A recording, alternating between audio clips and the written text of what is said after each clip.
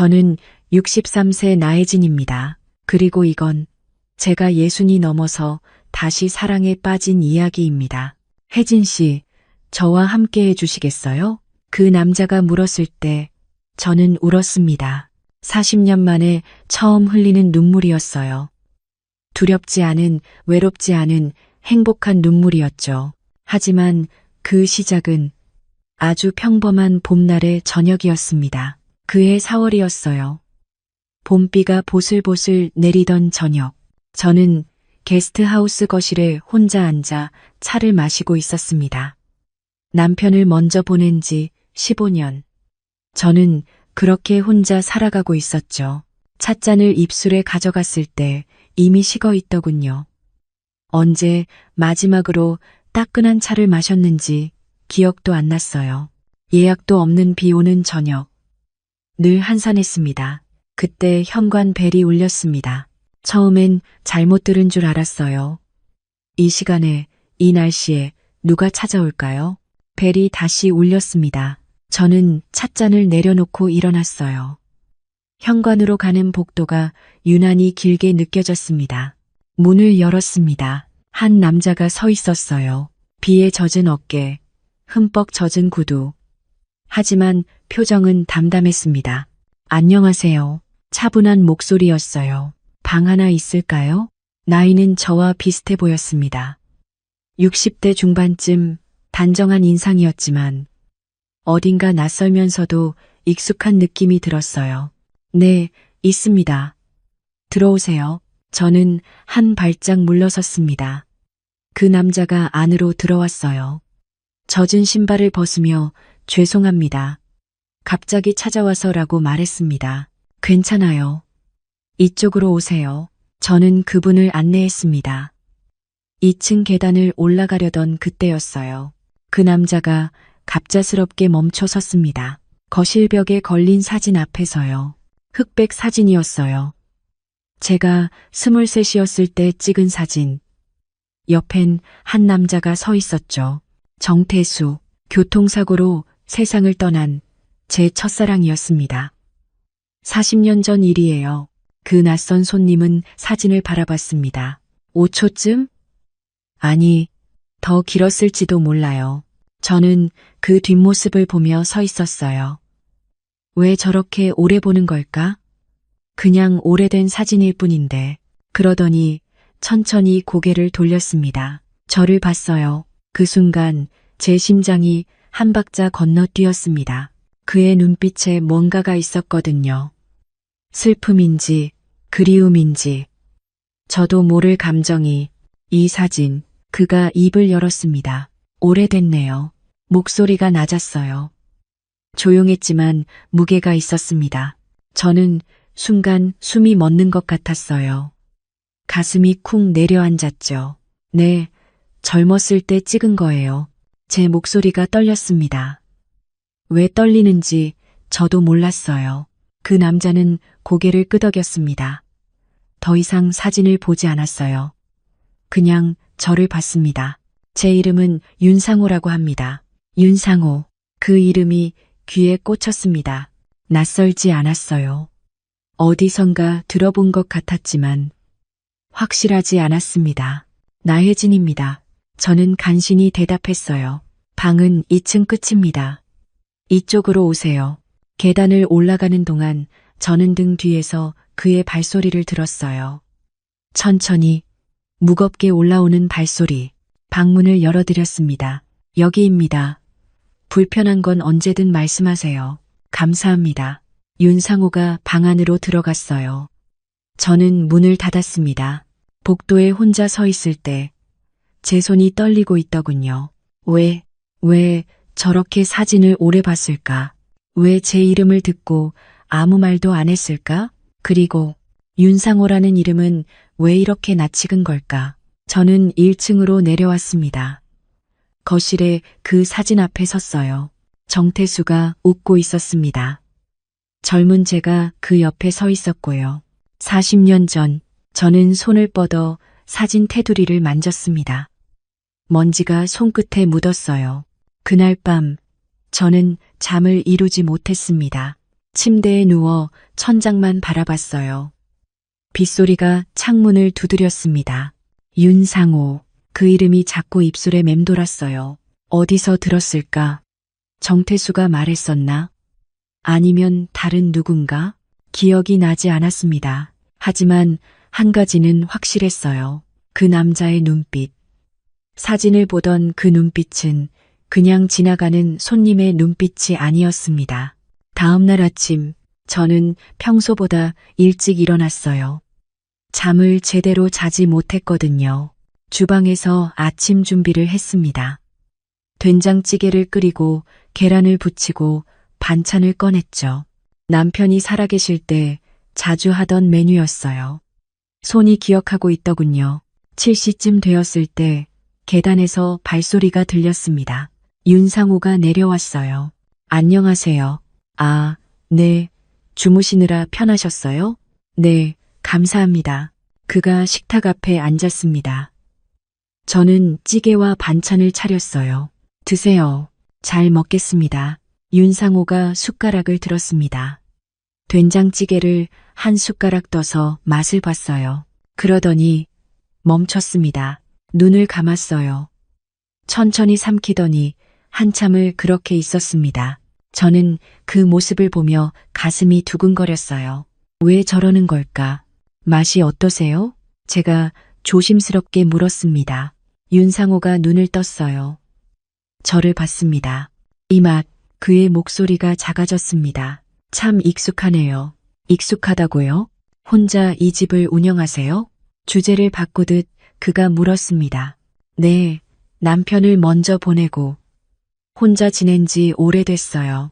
외롭지 않으세요? 갑작스러운 질문이었어요. 보통 처음 만난 사람한테 하는 질문이 아니었죠.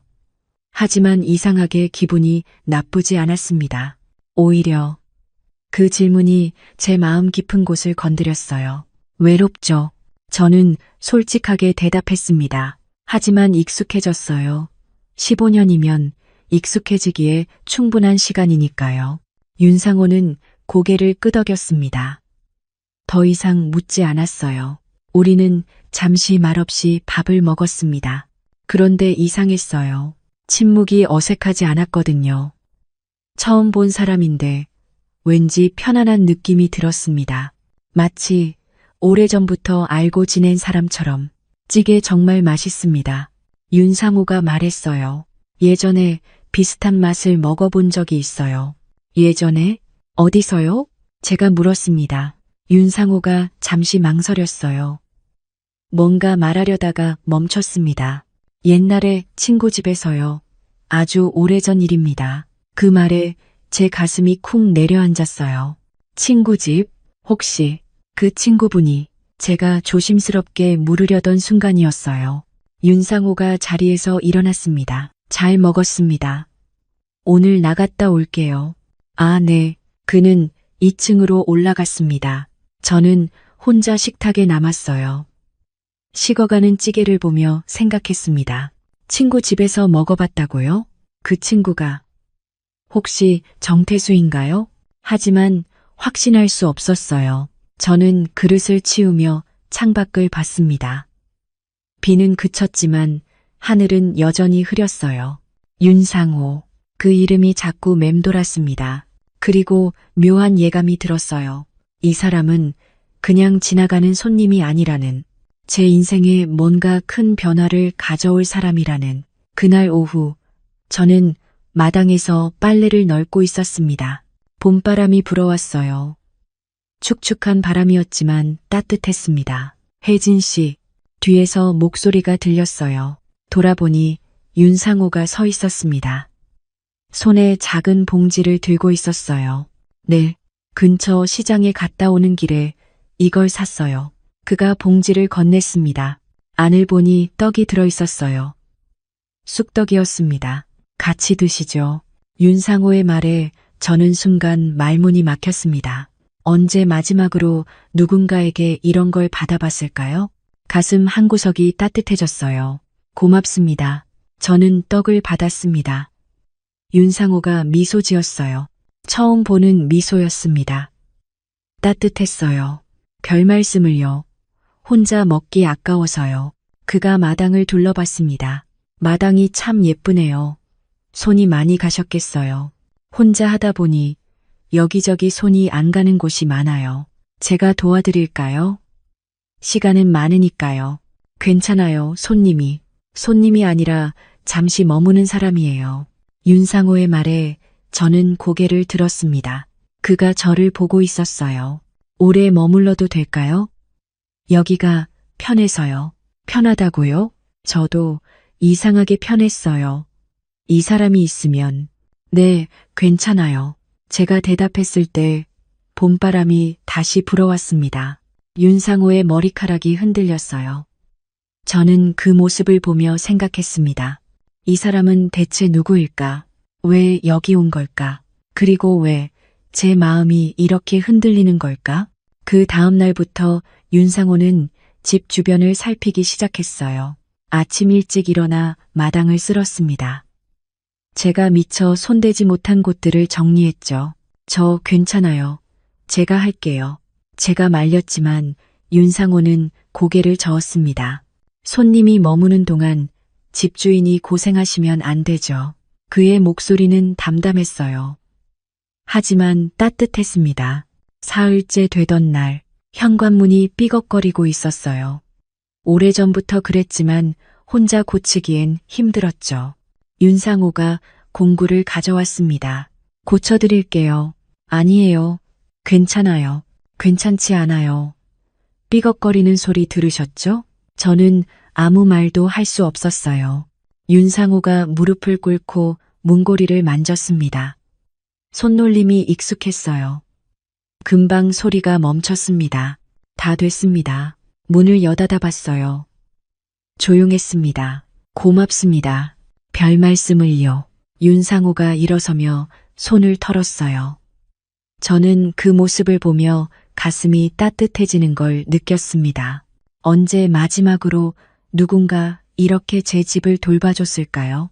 며칠이 더 지났습니다. 지붕에 기와가 들떠 있었어요. 윤상호가 사다리를 가져와 올라갔습니다. 위험해요. 제가 소리쳤지만 그는 이미 올라가 있었어요. 괜찮아요. 금방 끝나요. 햇살 아래서 윤상호가 기와를 만지는 모습이 보였습니다. 땀이 이마에 맺혔어요. 저는 부엌으로 들어가 보리차를 따랐습니다. 시원하게 식힌 차였어요. 마당으로 나갔을 때 윤상호가 내려오고 있었습니다. 수고하셨어요. 물 좀 드세요. 윤상호가 차를 받아 들었어요. 목이 말랐는지 단숨에 마셨습니다. 시원하네요. 그가 웃었어요. 저는 그 미소를 보며 가슴이 뛰는 걸 느꼈습니다. 왜 이러는 걸까요? 이 나이에. 고맙습니다, 혜진 씨. 윤상호가 빈 컵을 건네며 말했어요. 처음으로 제 이름을 불렀습니다. 존댓말과 함께였지만 왠지 친근하게 들렸어요. 아니에요. 제가 더 고마워요. 우리는 잠시 서로를 바라봤습니다. 봄바람이 불어왔어요. 윤상호의 셔츠가 바람에 흔들렸습니다. 그 순간 저는 깨달았어요. 이 사람이 있으면 외롭지 않다는 걸. 일주일쯤 지났을 때였어요. 저는 장을 보러 나가려고 했습니다. 어디 가세요? 윤상호가 물었어요. 시장에 좀 가려고요. 같이 가도 될까요? 저도 필요한 게 있어서요. 저는 잠시 망설였습니다. 하지만 거절할 이유가 없었어요. 그럼 같이 가요. 우리는 함께 집을 나섰습니다. 버스 정류장까지 걸어가는 길. 나란히 걸었어요. 오랜만이었습니다. 누군가와 이렇게 나란히 걷는 게. 날씨 좋네요. 윤상호가 말했어요. 네, 봄이 왔어요. 혜진 씨는 봄을 좋아하세요? 네. 모든 게 다시 시작되는 계절이니까요. 제 대답에 윤상호가 고개를 끄덕였습니다. 저도요. 봄은 희망의 계절이죠. 버스를 타고 시장에 도착했습니다. 사람들로 붐볐어요. 생선 굽는 냄새, 과일 파는 아주머니의 목소리, 아이들 웃음소리, 모든 게 활기차게 느껴졌습니다. 뭐 사실 거예요? 윤상호가 물었어요. 딸기 좀 사려고요. 손님들 간식으로 주려고요. 딸기 좋죠. 저도 좋아해요. 우리는 과일 가게 앞에 섰습니다. 빨간 딸기가 탐스럽게 쌓여 있었어요. 이거 신선해 보이네요. 윤상호가 딸기를 하나 집어들고 살펴봤습니다. 그래요? 그럼 이걸로 살게요. 2박스 사세요. 하나는 제가 살게요. 아니에요. 괜찮아요. 아니에요. 제가 얻어먹기만 하면 미안하잖아요. 윤상호가 웃으며 말했습니다. 저는 그 웃음에 지고 말았어요. 그럼 고맙습니다. 장을 보는 내내 윤상호는 제 옆에 있었어요. 무거운 걸 들어주고 흥정도 도와주었습니다. 마치 오래전부터 함께 장을 봐온 사람처럼 자연스러웠죠. 집으로 돌아오는 길, 윤상호가 제 장바구니를 들어주었습니다.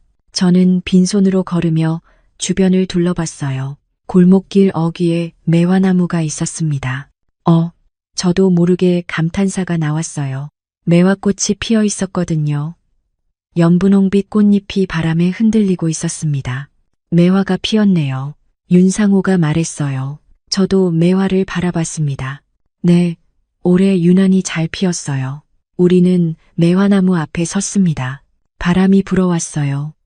꽃잎 하나가 떨어져 제 어깨에 내려앉았습니다. 윤상호가 손을 뻗었어요. 조심스럽게 제 어깨에 꽃잎을 집어들었습니다. 그의 손가락이 제 어깨를 스쳤어요. 순간 심장이 쿵 하고 뛰었습니다. 혜진 씨, 윤상호가 제 이름을 불렀어요. 저는 그를 올려다봤습니다. 당신도 매화처럼 아름다우세요. 그 말에 저는 숨이 멎는 것 같았어요. 얼굴이 뜨거워졌습니다. 심장이 빠르게 뛰었어요. 이 나이에 이런 말을 들을 줄은 몰랐습니다. 무슨 말씀을. 사실이에요. 윤상호가 웃었습니다.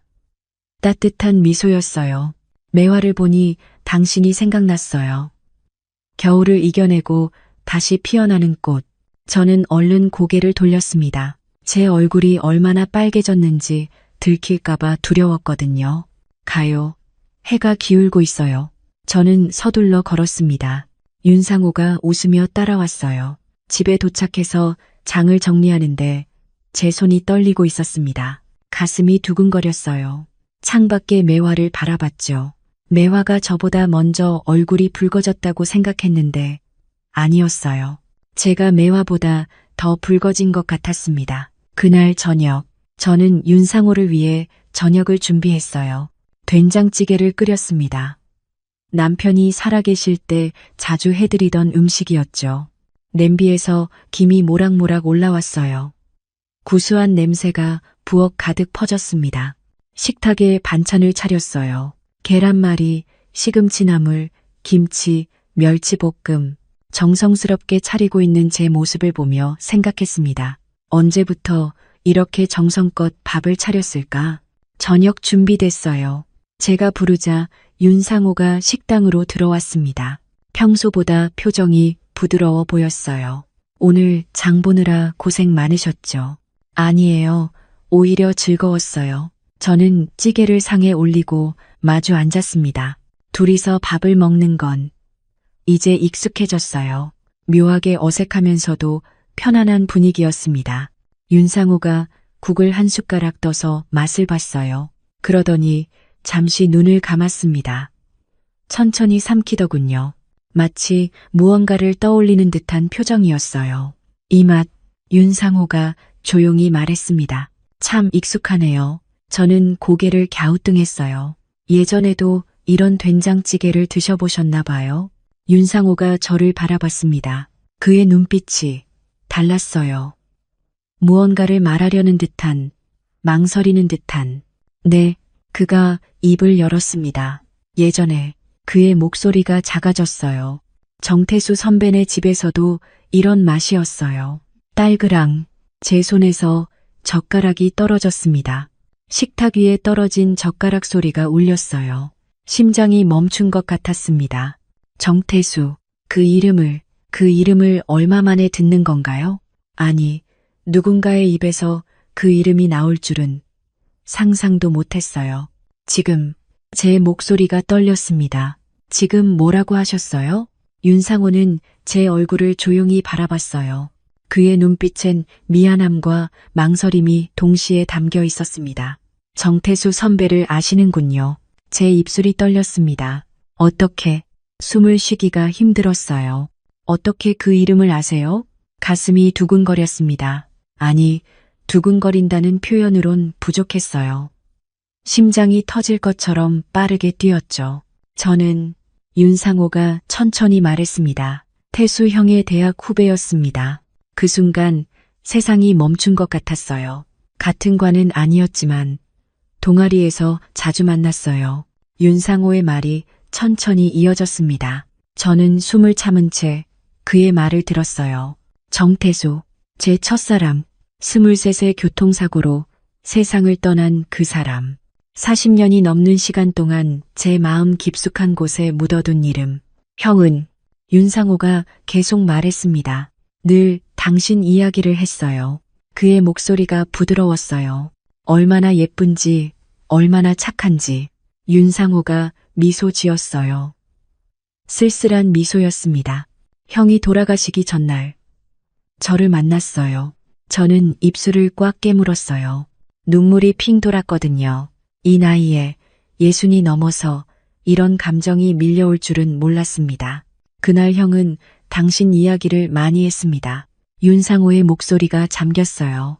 혹시 자기에게 무슨 일이 생기면 그만하세요. 저는 손을 들어 윤상호의 말을 막았습니다. 더 이상 들을 수가 없었어요. 가슴이 너무 아팠거든요. 40년 전 그날이 생생하게 떠올랐습니다. 정태수가 마지막으로 제게 웃어주던 얼굴, 그 웃음이 마지막일 줄 몰랐던 그날. 죄송합니다. 윤상호가 고개를 숙였어요. 너무 갑작스럽게 말씀드린 것 같네요. 저는 자리에서 일어났습니다. 더 이상 밥을 먹을 수가 없었어요. 목이 메어서 숨쉬기도 힘들었죠. 먼저 들어가겠습니다. 저는 식탁을 정리하지도 않고 제 방으로 들어갔습니다. 문을 닫고 침대에 주저앉았어요. 손이 떨렸습니다. 온몸이 떨렸어요. 낯선 손님인 줄만 알았는데 그저 편안한 느낌을 주는 사람이라고만 생각했는데 그 사람은 제 인생에서 가장 아픈 이름을 알고 있었던 거예요. 창밖을 바라봤습니다. 달이 떠 있었어요. 저 달빛 아래서 정태수와 함께 걸었던 기억이 났습니다. 손을 잡고 걸으며 미래를 꿈꾸던 23. 그 시절로 돌아간 것 같았어요. 눈물이 흘러내렸습니다. 소리 내지 않고 조용히. 왜 하필 지금일까요? 왜 하필 윤상호가 제게 찾아온 걸까요? 그리고 왜 지금 그 이야기를 꺼낸 걸까요? 거실에서 설거지하는 소리가 들렸습니다. 윤상호가 혼자 설거지를 하고 있는 모양이었죠. 저는 문틈으로 새어나오는 불빛을 바라봤어요. 그 사람은 대체 누구일까요? 정태수의 친구, 40년 넘게 간직했던 무언가, 모든 게 미스터리 같았습니다. 하지만 동시에 제 마음 한구석이 따뜻해지는 걸 느꼈어요. 누군가 정태수를 기억하고 있다는 사실이, 그를 아끼던 사람이 제 앞에 있다는 사실이 묘하게 위안이 됐죠. 저는 서랍을 열었습니다. 가장 깊숙한 곳에 낡은 앨범이 있었어요. 40년 동안 한 번도 꺼내보지 않았던 앨범이었습니다. 먼지를 털어내고 펼쳤죠. 거기엔 정태수와 함께 찍은 사진들이 있었어요. 흑백 사진 속 젊은 저와 정태수, 둘 다 웃고 있었습니다. 행복해 보였어요. 그때는 미래가 영원할 줄 알았죠.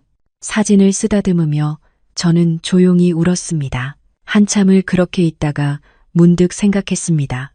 윤상호는 왜 이제야 나타난 걸까? 40년이란 시간이 지났는데 왜 지금 제 앞에 온 걸까요? 그리고 그 사람은 정태수에게 대체 무슨 이야기를 들었던 걸까요? 밤은 깊어갔습니다. 저는 앨범을 안고 그렇게 앉아 있었어요. 창밖의 달빛이 방 안으로 들어왔습니다. 40년 전 그날도 이런 달빛이었어요. 정태수와 마지막으로 함께 걸었던 그날 밤.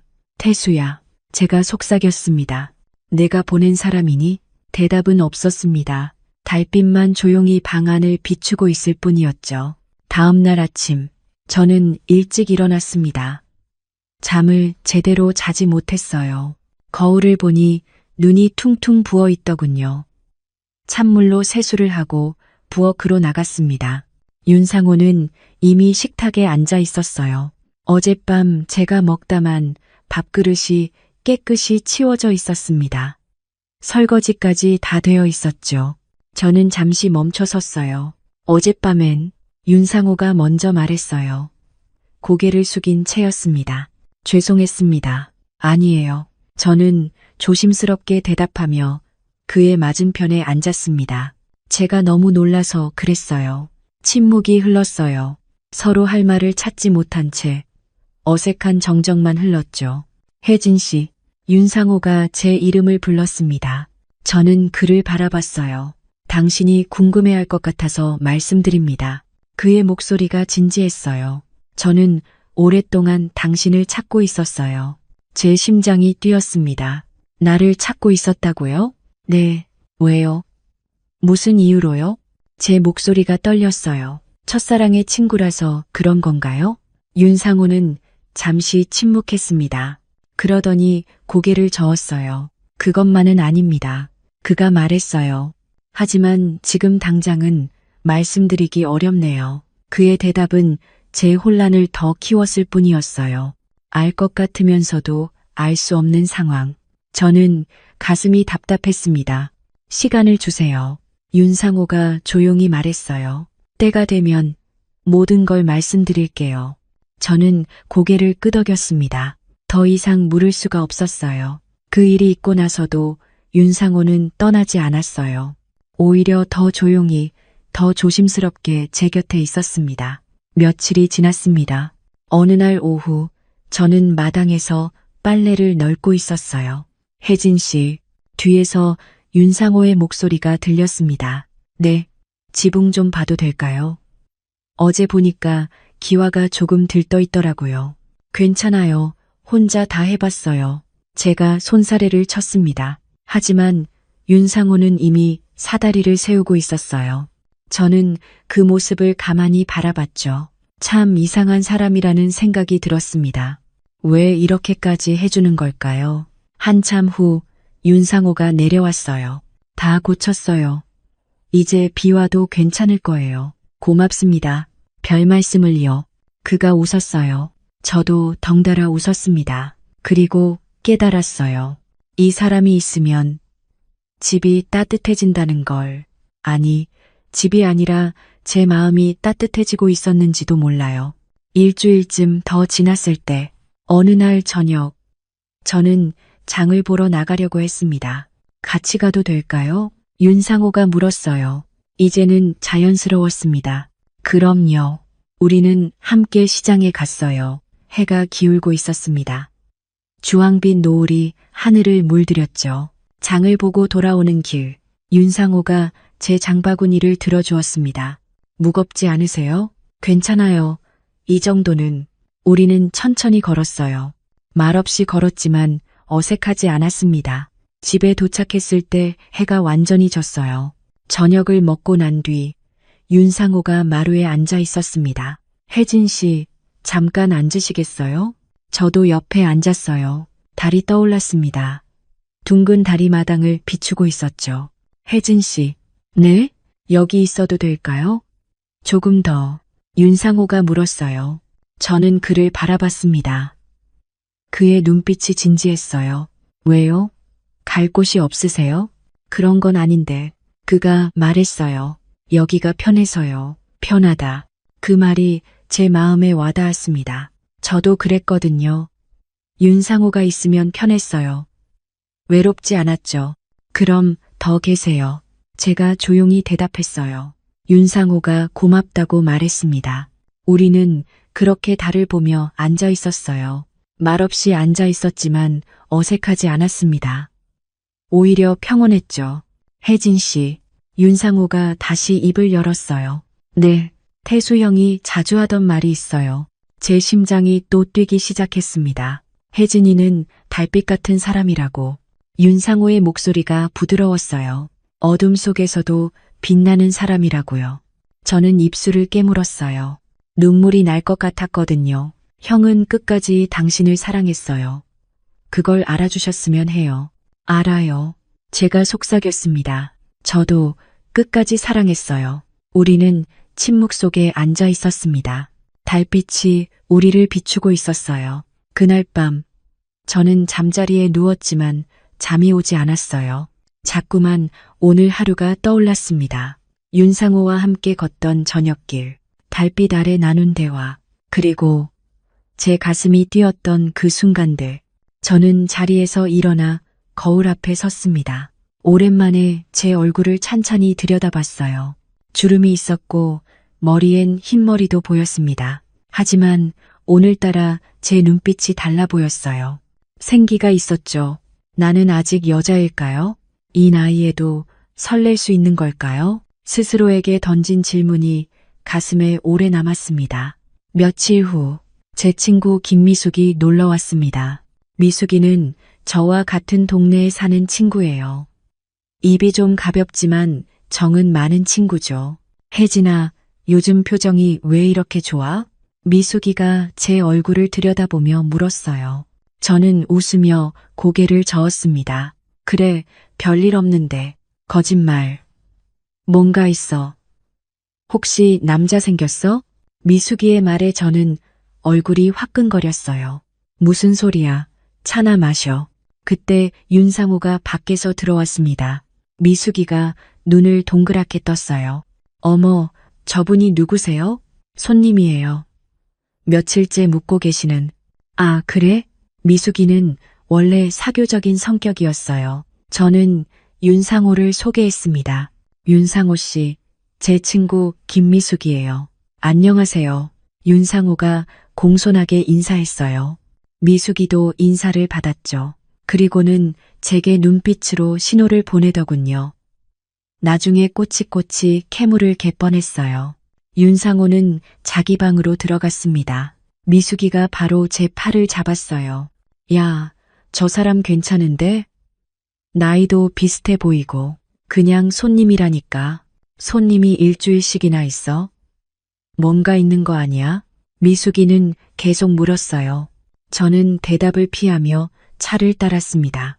그나저나 목 좀 마르네. 화장실 어디야? 거기 복도 끝. 미숙이가 일어났어요. 잠시 후 저는 부엌에서 과일을 썰고 있었습니다. 그때였어요. 혜진아. 미숙이의 목소리가 다급했습니다. 저는 칼을 내려놓고 거실로 나갔어요. 미숙이가 손에 뭔가를 들고 서 있었습니다. 이게 뭐야? 가까이 가서 보니 낡은 편지 묶음이었어요. 노란 봉투가 여러 장 끈으로 묶여 있었습니다. 어디서 났어? 소파 옆에 가방이 열려 있길래 떨어져 있어서 주우려다가 봤는데 미숙이가 편지를 제게 건넸습니다. 저는 떨리는 손으로 받았어요. 첫 번째 봉투를 보는 순간 숨이 멎었습니다. 거기엔 분명히 적혀 있었어요. 혜진에게 친숙한 필체였습니다. 정태수의 글씨체였어요. 40년이 지났지만 잊을 수가 없었죠. 이게 제 목소리가 떨렸습니다. 뭐야? 미숙이도 놀란 표정이었어요. 내 이름이 적혀 있어. 이 편지에. 편지. 누구한테 온 편지인데? 저는 봉투를 뜯을 수가 없었어요. 손이 너무 떨렸거든요. 두 번째 봉투도, 세 번째 봉투도 똑같았습니다. 혜진에게, 혜진에게, 혜진에게. 전부 정태수의 글씨였어요. 그때 윤상호의 방문이 열렸습니다.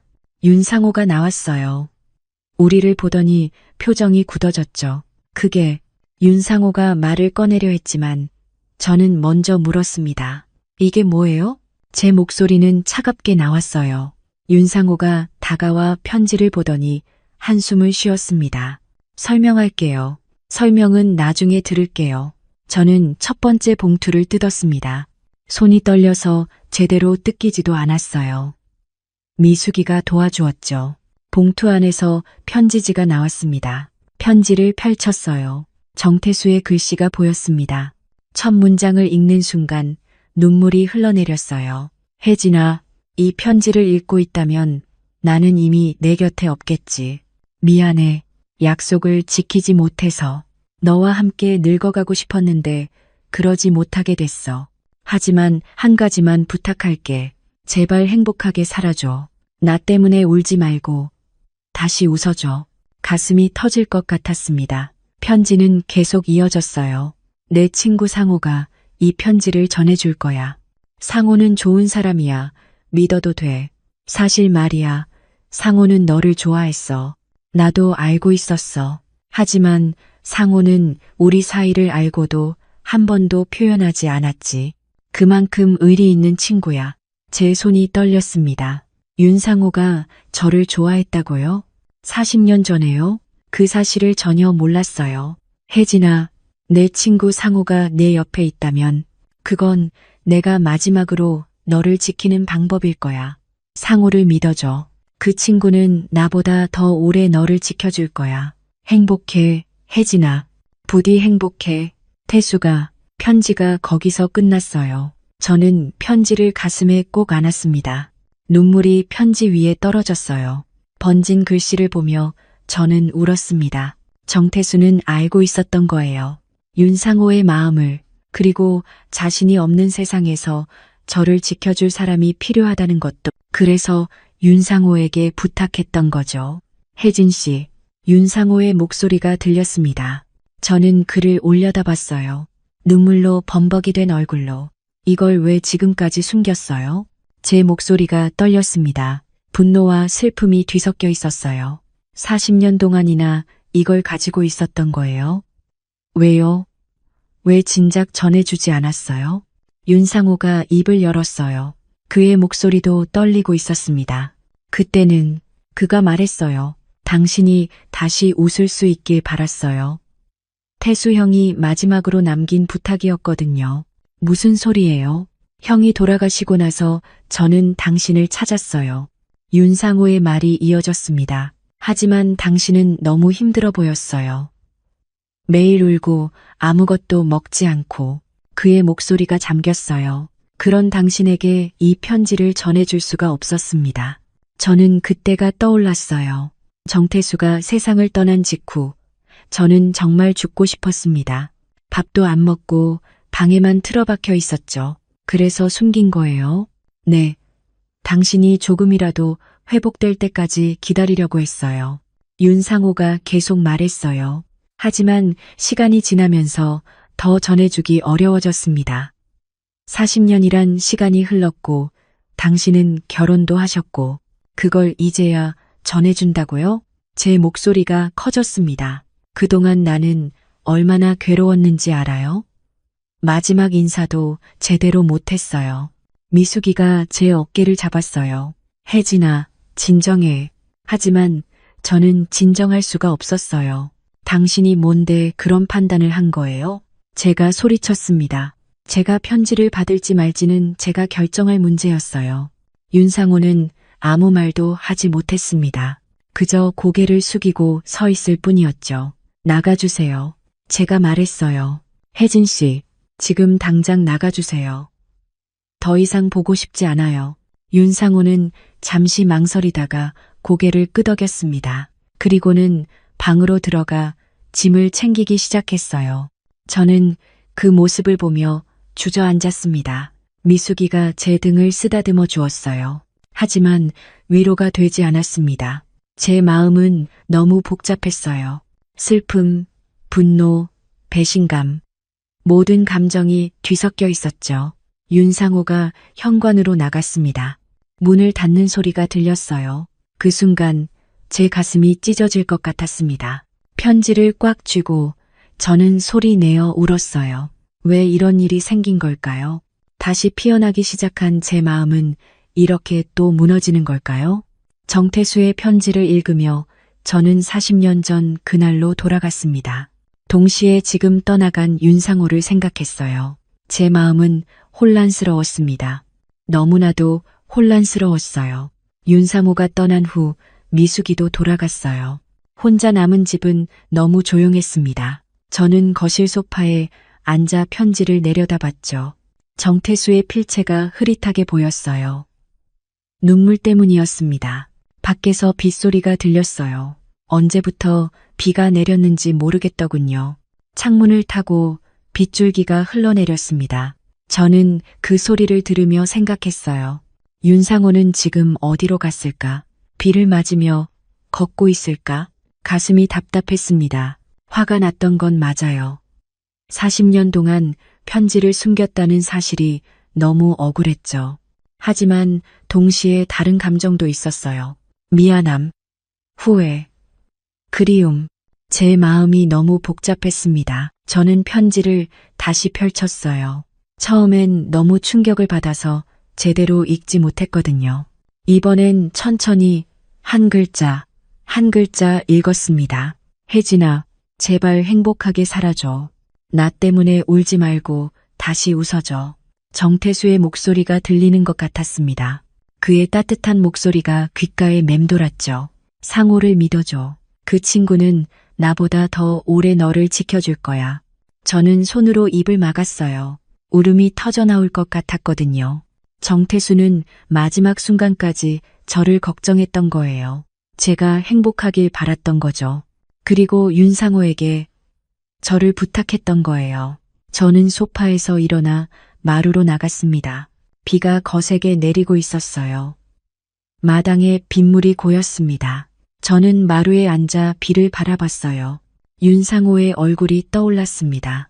처음 만났을 때 그의 눈빛, 사진 앞에서 멈춰섰던 모습, 집을 고쳐주던 따뜻한 손길, 시장에서 함께 웃던 얼굴, 매화 앞에서 해준 말, 당신도 매화처럼 아름다우세요.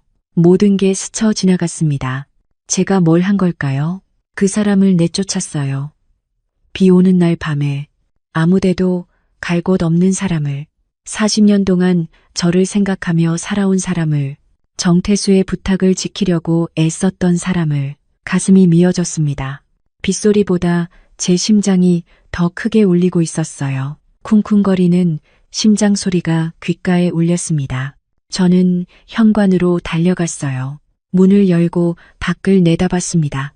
어둠뿐이었어요. 윤상호의 모습은 보이지 않았죠. 비만 세차게 내릴 뿐이었습니다.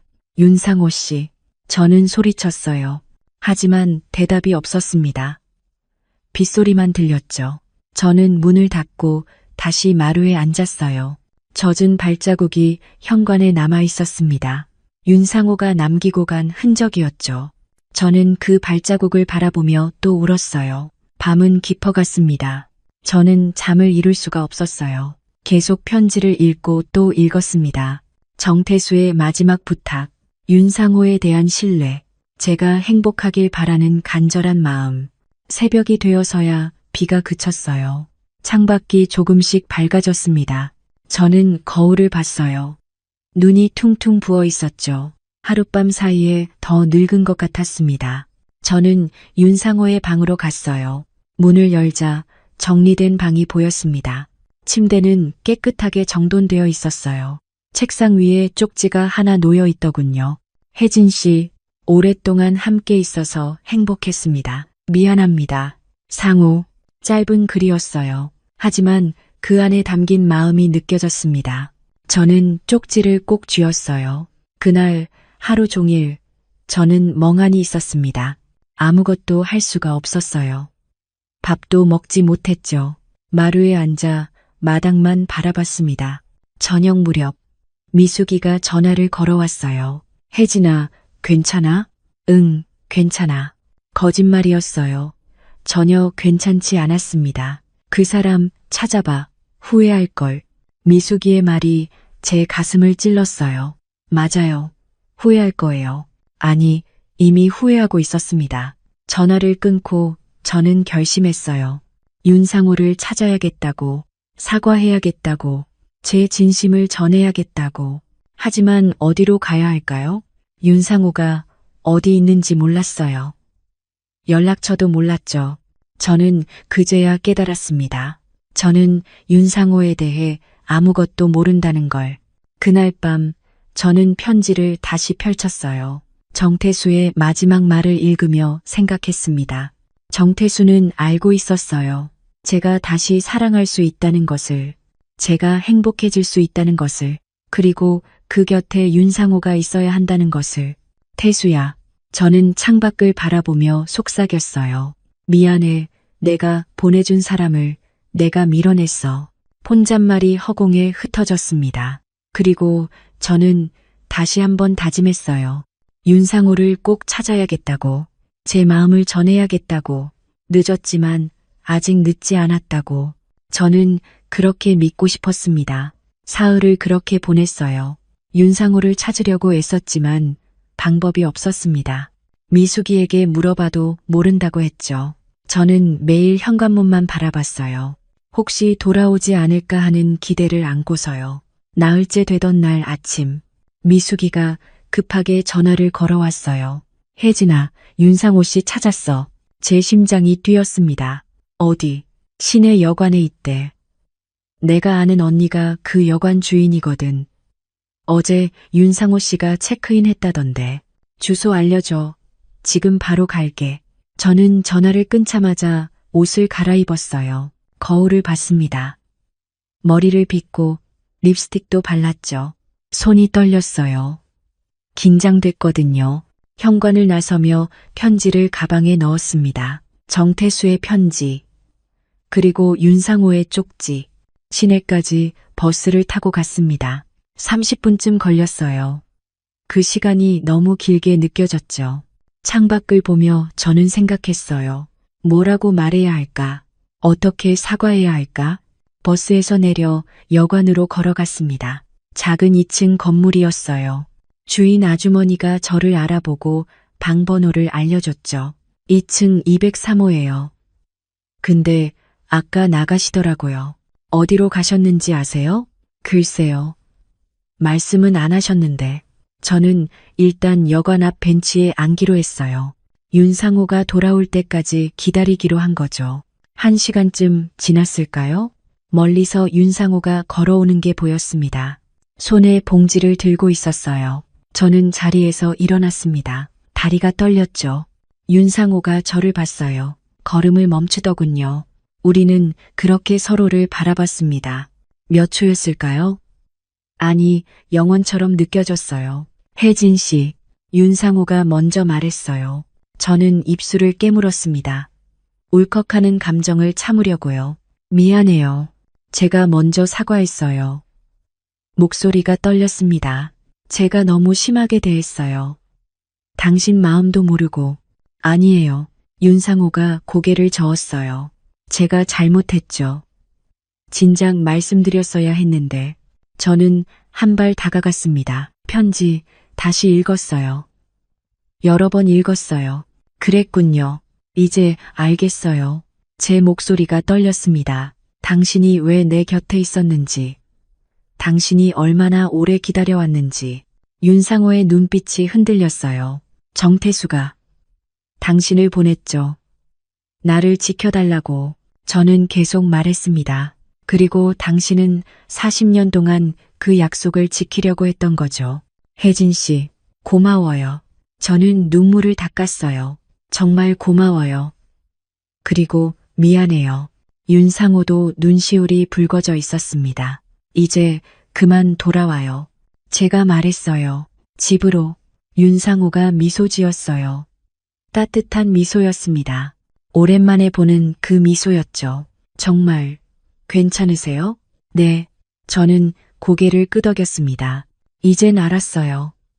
당신이 얼마나 오래, 얼마나 깊이 기다려왔는지. 우리는 잠시 침묵했습니다. 그러다 윤상호가 천천히 말했어요. 혜진 씨, 할 말이 있어요. 네. 사실 저는. 그의 목소리가 떨렸습니다. 40년 전부터 당신을 좋아했어요. 제 가슴이 뛰었어요. 알아요. 편지에 나와 있었어요. 아니, 그게 아니라. 윤상호가 저를 똑바로 봤습니다. 지금도 좋아해요. 아니, 사랑해요.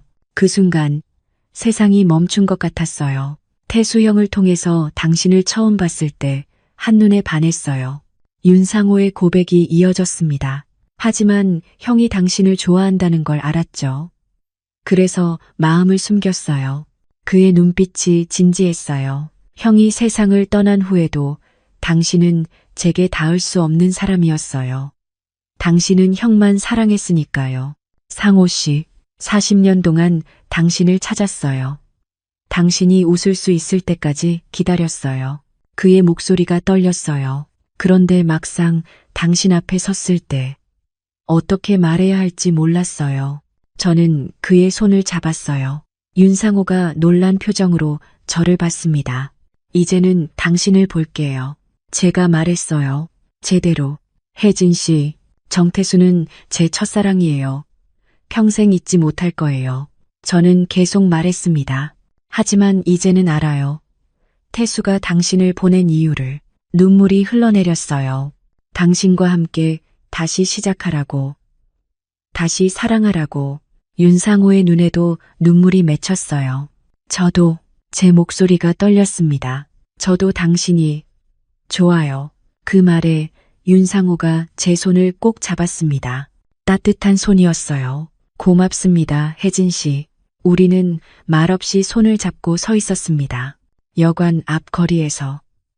사람들이 오가는 거리에서. 하지만 아무도 보이지 않았어요. 우리 둘만 있는 것 같았습니다. 집에 가요. 제가 말했어요. 윤상호가 고개를 끄덕였습니다. 우리는 함께 버스 정류장으로 걸어갔어요. 손을 잡은 채로요. 버스 안. 우리는 나란히 앉아 있었습니다. 창밖으로 풍경이 지나갔어요. 윤상호가 조용히 말했어요. 태수 형을 통해 당신을 처음 봤을 때가 기억나요. 언제였어요? 대학 축제 날이었어요. 형이 당신 손을 잡고 걷고 있었죠. 윤상호가 미소 지었어요. 당신이 웃고 있었어요. 그 웃음이 너무 예뻤어요. 저는 그때를 떠올렸습니다. 정태수와 손을 잡고 걸었던 그날. 그날 밤 형이 저한테 물었어요. 혜진이 예쁘지 않냐고. 윤상호의 목소리가 부드러웠어요. 저는 대답할 수가 없었어요. 예쁘다고 하면 제 마음이 들킬 것 같았거든요. 그렇게 오래, 네, 그렇게 오래 좋아했어요. 버스가 정류장에 멈췄습니다. 우리는 함께 내렸어요. 집까지 걸어가는 길, 윤상호가 제 손을 놓지 않았습니다. 저도 놓지 않았어요. 집 앞에 도착했을 때 해가 지고 있었습니다. 주황빛 노을이 하늘을 물들였어요. 들어가요. 제가 말했어요. 우리 집에. 윤상호가 웃었습니다. 네, 집에 가요. 우리는 함께 현관문을 열고 들어갔습니다. 마당에 매화나무가 보였어요. 꽃은 이미 다 졌지만 초록잎이 돋아나고 있었습니다. 매화가 다시 피겠네요. 윤상호가 말했어요. 네, 내년 봄에 또 피겠죠. 저는 매화나무를 보며 말했습니다. 우리도 다시 시작하는 거예요. 윤상호가 제 어깨를 감쌌어요. 저는 그의 품에 기대었습니다. 노을빛 아래서 우리는 그렇게 서 있었어요. 40년을 기다린 사랑. 이제야 시작된 우리의 봄. 그날 저녁, 저는 정태수의 사진 앞에 섰습니다. 40년 전 그 흑백 사진. 태수야, 저는 조용히 속삭였어요. 고마워. 좋은 사람을 보내줘서. 사진 속 정태수가 웃고 있었습니다. 마치 잘했어 라고 말하는 것 같았어요. 저는 사진을 쓰다듬었습니다. 그리고 윤상호가 있는 거실로 돌아갔어요. 윤상호가 차를 끓이고 있었습니다. 혜진 씨, 차 드세요. 고마워요. 우리는 마루에 앉아 차를 마셨어요. 밤하늘에 별이 빛나고 있었습니다. 상호 씨, 네, 앞으로 잘 부탁해요. 제 말에 윤상호가 환하게 웃었어요. 저야말로요. 우리는 손을 맞잡았습니다. 별빛 아래서 40년의 기다림이 끝나고 새로운 시작이 열리는 밤이었습니다. 그 후로 며칠이 지났어요. 저와 윤상호는 함께 시간을 보내며 서로를 알아갔습니다. 그는 매일 아침 저를 위해 차를 끓여주었어요. 저는 그가 좋아하는 된장찌개를 끓여줬죠. 작은 일상들이 쌓여갔습니다. 어느 날 저녁, 저는 결심했어요. 아들 민재에게 말해야겠다고. 민재는 미국에서 일하고 있었어요. 1년에 한두 번 한국에 오는 게 전부였죠. 저는 전화기를 들었습니다. 손이 떨렸어요. 아들이 뭐라고 할까 걱정됐거든요. 하지만 용기를 내야 한다는 걸 알았어요. 여보세요, 엄마. 민재의 목소리가 들렸습니다. 저는 심호흡을 했어요. 민재야, 엄마가 할 말이 있어. 무슨 일이에요? 목소리가 이상한데. 엄마가. 저는 잠시 말을 멈췄습니다. 엄마가 좋은 사람을 만났단다. 전화 너머로 침묵이 흘렀어요. 긴 침묵이었습니다. 저는 가슴이 두근거렸죠. 엄마, 무슨 말씀이세요? 민재의 목소리가 조심스러웠어요. 엄마 나이에 이상하게 들릴 수도 있어. 하지만 정말 좋은 분이야. 제 목소리가 떨렸습니다. 엄마를 잘 대해주시고 엄마가 외롭지 않게 해주시는 분이야. 그 사람이 누구세요? 윤상호 씨라고 해. 엄마랑 나이가 비슷하고 아주 좋은 분이야. 또다시 침묵이 흘렀습니다. 저는 민재의 반응이 두려웠어요. 아들이 반대하면 어떡하나 싶었죠. 엄마, 민재가 입을 열었어요. 이번엔 행복하셨으면 좋겠어요. 그 말에 저는 눈물이 났습니다. 아들이 이해해 준 거예요. 제 행복을 바라준 거죠. 고맙다 민재야. 괜찮으세요? 정말 좋은 분이세요? 응, 정말 좋은 분이야. 엄마를 오래 지켜봐 주신 분이야. 그럼 됐어요. 엄마가 행복하시면 저도 좋아요. 전화를 끊고 나서 저는 한참을 울었어요. 기쁜 눈물이었습니다. 아들의 축복을 받았다는 게 너무 감사했죠. 거실로 나갔을 때 윤상호가 마루에 앉아 있었어요. 민재한테 전화했어요. 제가 말했습니다. 윤상호가 긴장한 표정으로 저를 봤어요. 뭐라고 하던가요? 행복하라고 했어요. 윤상호의 얼굴이 환해졌습니다. 정말요? 네. 아들이 축복해줬어요. 윤상호가 일어나 제 손을 잡았어요. 고맙습니다. 혜진 씨. 뭐가요? 저를 받아줘서요. 저야말로 고마워요. 우리는 손을 맞잡고 마루에 앉았습니다. 밤하늘에 달이 떠 있었어요. 둥근 보름달이었습니다. 혜진 씨, 윤상호가 제 이름을 불렀어요. 네, 저와. 그의 목소리가 떨렸습니다. 저와 함께 해주시겠어요? 제 심장이 뛰었습니다. 남은 인생을 함께요. 윤상호가 저를 똑바로 봤어요. 그의 눈빛이 진지했습니다. 결혼해 주시겠어요? 그 순간 40년 전이 떠올랐습니다. 정태수가 청혼하던 날 23세 저는 네라고 대답했었죠. 그리고 지금 64세의 저는 다시 한번 대답했습니다. 네, 좋아요. 윤상호의 눈에 눈물이 맺혔어요. 감사합니다. 그가 제 손을 꼭 잡았습니다. 평생 잘 모시겠습니다. 화려한 결혼식은 아니어도 괜찮으시겠어요? 제가 물었어요. 당연하죠. 우리 나이에 무슨 화려한 결혼식이 필요해요? 윤상호가 웃었습니다. 저도 웃었어요. 그럼 봄에 할까요? 벚꽃 필 때쯤. 좋아요. 그때가 딱 좋겠네요. 우리는 달빛 아래 앉아 미래를 꿈꿨습니다.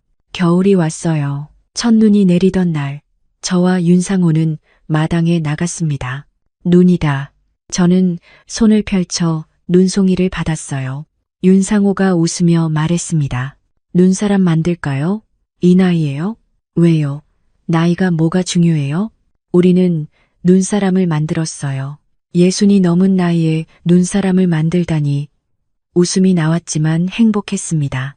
눈사람도 우리처럼 커플이네요. 윤상호가 말했어요. 그러네요. 큰 눈사람과 작은 눈사람. 나란히 서 있었습니다. 춥지 않으세요? 윤상호가 물었어요. 괜찮아요. 당신은요? 저도 괜찮아요. 우리는 장갑 낀 손을 맞잡고 눈 내리는 마당을 바라봤습니다. 하얀 눈이 세상을 덮어가고 있었어요. 혜진 씨.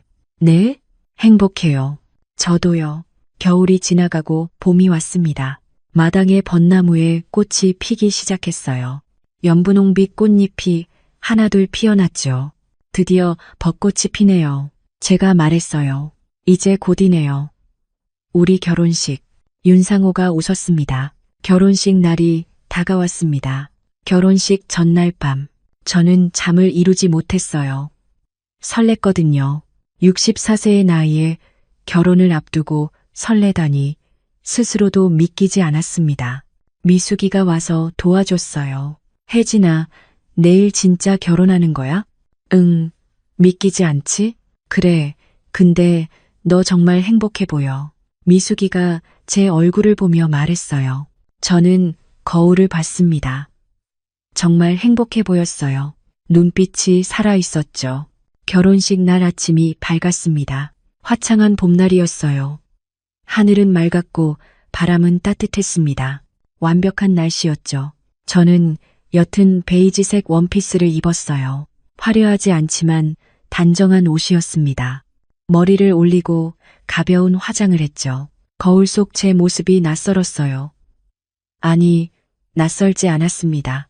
젊었을 때의 제 모습 같았죠. 마당에 작은 의자들이 놓였어요. 하객은 많지 않았습니다. 미숙이와 동네 친구 몇 분, 그리고 민재, 윤상호 쪽에서도 친구 몇 분이 오셨어요. 소박한 결혼식이었습니다. 벚꽃잎이 바람에 흩날렸어요.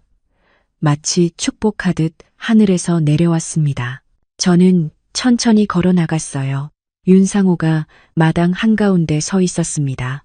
그를 보는 순간 눈물이 났어요. 윤상호도 눈물을 글썽이고 있었습니다. 우리는 서로를 바라보며 걸어갔죠. 주례는 없었어요. 대신 우리가 서로에게 말하기로 했습니다. 윤상호가 먼저 입을 열었어요. 혜진, 그가 제 이름을 불렀습니다. 존댓말 없이요.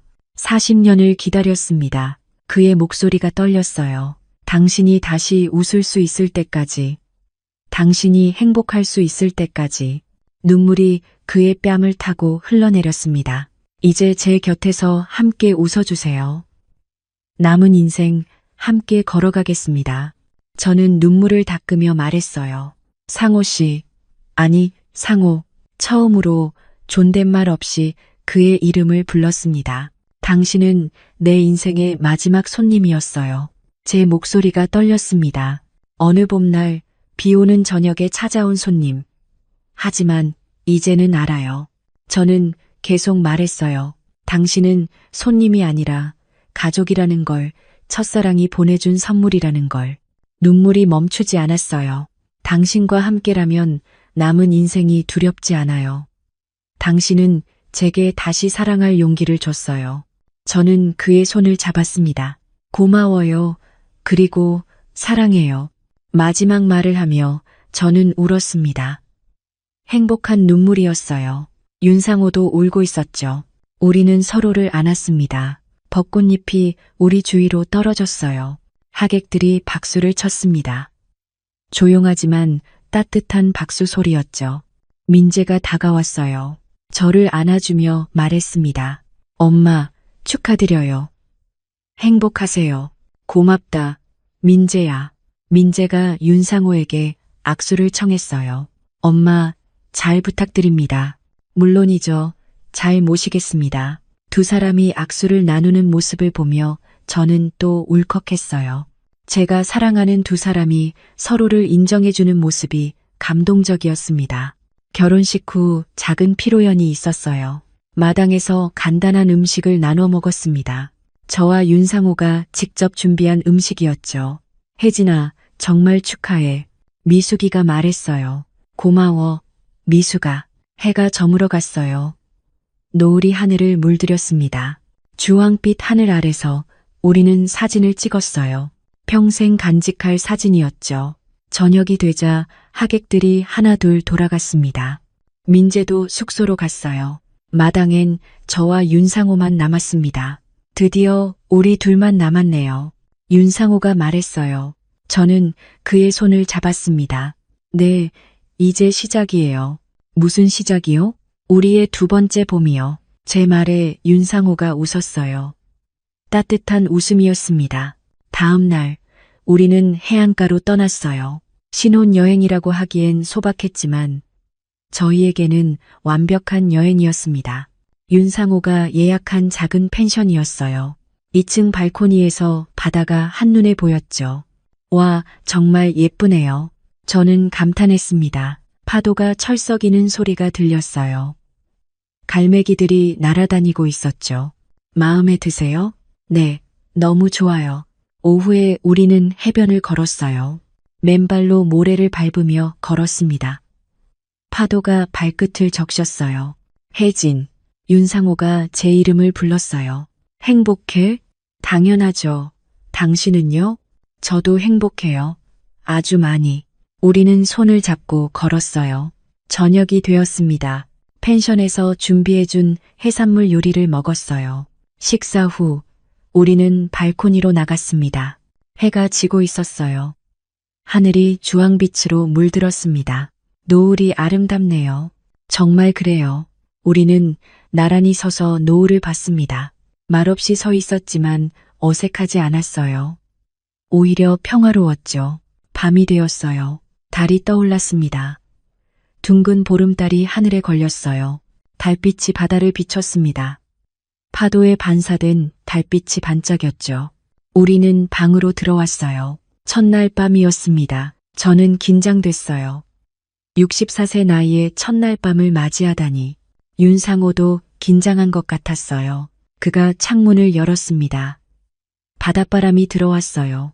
혜진, 네, 당신 곁에 있으면. 그의 목소리가 부드러웠어요.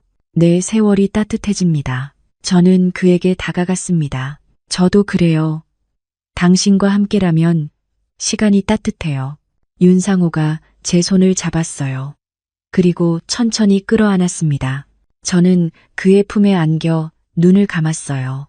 우리 오늘 인생의 봄을 다시 맞은 것 같아요. 제가 속삭였습니다. 윤상호가 제 이마에 입을 맞췄어요. 맞아요. 지금이 우리의 봄이에요. 그날 밤 창밖으로 달빛이 들어왔어요. 파도 소리가 들렸습니다. 우리는 서로를 안고 있었죠. 64세였지만 그날 밤만큼은 젊었어요. 주름진 손을 맞잡았을 때 저는 느꼈습니다. 사랑은 나이와 상관없다는 걸, 시간이 지나도 설렐 수 있다는 걸, 다시 시작할 수 있다는 걸. 윤상호의 심장 소리가 들렸어요. 제 심장도 빠르게 뛰고 있었습니다. 우리는 30년 전으로 돌아간 것 같았어요. 아니, 어쩌면 그때보다 더 설렜는지도 몰라요. 그날 밤은 길었습니다. 우리는 많은 이야기를 나눴어요. 살아온 이야기, 외로웠던 순간들, 서로를 그리워했던 시간들, 모든 것을 나눴죠. 40년을 기다렸어요. 윤상호가 말했어요. 미안해요. 늦게 알아봐서. 아니에요. 지금이 딱 맞는 시기예요. 그의 말이 맞았어요. 지금이 딱 맞는 시기였습니다. 새벽이 왔어요. 동쪽 하늘이 밝아오기 시작했습니다. 우리는 발코니로 나가 일출을 봤어요. 해가 수평선 너머로 떠올랐습니다. 붉은 해가 떠올랐어요. 바다가 황금빛으로 물들었습니다. 새로운 하루가 시작되네요. 제가 말했어요. 윤상호가 제 어깨를 감쌌습니다. 우리의 새로운 인생도 시작되는 거죠. 네, 그렇네요. 그 빛을 보며 저는 생각했어요. 사랑은 정말 나이에 상관없이 다시 찾아오는구나. 저는 64세 나이에 그걸 배웠습니다. 지금 이 순간 결혼하고 1년이 지났어요. 저는 게스트하우스 마루에 앉아 있습니다. 윤상호는 마당에서 꽃에 물을 주고 있어요. 저는 그 모습을 보며 미소 짓습니다. 그날 밤이 아직도 생생해요. 달빛, 파도 소리, 윤상호의 따뜻한 품, 모든 게 어제 일 같습니다. 창밖에 매화나무를 봅니다. 올해도 꽃이 피었어요. 분홍빛 꽃잎이 바람에 흔들리고 있습니다. 저처럼요. 다시 피어난 꽃처럼요. 여보, 윤상호가 저를 부릅니다. 이제는 자연스러워요. 여보, 라는 호칭이. 네, 지금 갈게요. 저는 자리에서 일어납니다. 누군가 저에게 물어본다면 저는 말할 거예요. 사랑에는 나이가 없다고, 언제든 다시 시작할 수 있다고, 용기만 있다면요. 정태수가 보내준 선물. 윤상호. 그는 정말 그런 사람이었어요. 그리고 저는 그 선물을 소중히 받아들였습니다. 지금도, 앞으로도, 계속요. 사랑은 끝나지 않습니다. 형태만 바뀔 뿐이에요. 첫사랑은 기억 속에, 두 번째 사랑은 현실 속에, 둘 다 제 인생의 일부예요. 그리고 그걸로 충분합니다. 저는 윤상호가 있는 마당으로 걸어갑니다. 그가 웃으며 손을 뻗어요. 저도 손을 내밉니다. 우리의 손이 맞잡힙니다. 오늘도, 내일도, 그 다음 날도 우리의 이야기는 계속됩니다. 함께요.